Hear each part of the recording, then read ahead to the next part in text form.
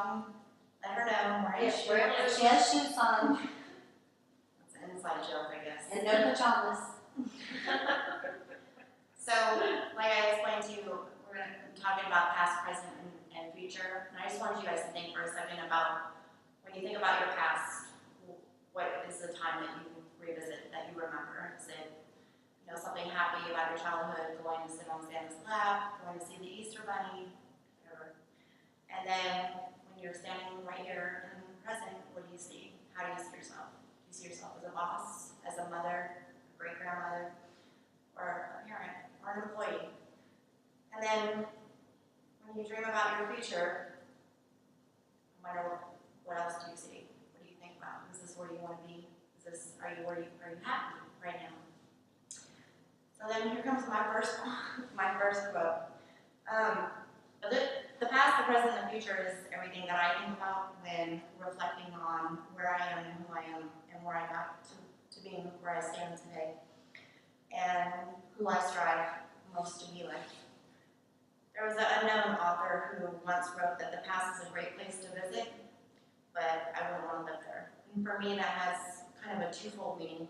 I had a great past growing up overseas. In Saudi Arabia, I was adopted when I was 8 months old. My 2 brothers were also adopted. And we're separated by 3 years. And growing up overseas, I was able to learn different cultures, different communities, different religions, and I think that gave me great respect today as in the manner that I deal with people.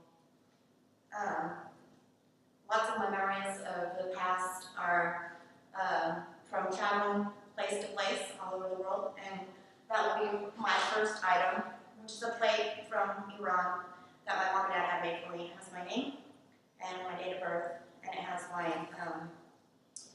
zodiac sign on it. Y'all can check it out because I think it's super cool, and I bring it with me so that I remember where I've been, and hopefully it inspires me to where I want to go in the future. But my past has been a foundation for my present. My past is the place where my dreams began, and then unfortunately, just like all great stories, it's not always positive, as there's a negative side, because it's where my dreams were also trampled by my mother, who told me that I would never be a nurse because I wasn't good enough at math. And so I try to live every day trying to break through that mold, but it definitely is a stereotype that you have to break through.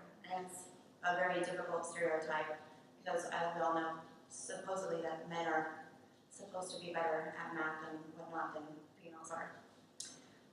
So then, another unknown author wrote, "What you need to know about the past is that no matter what happened in it, it's all worked together to bring you to this very moment. And at this very moment, you can choose to make everything new and to make everything right." And I think that's great as it represents me, because I've had to overcome a lot of stereotypes and a lot of things from my past that I would probably rather not discuss, that I've had to overcome to get right here where I am today.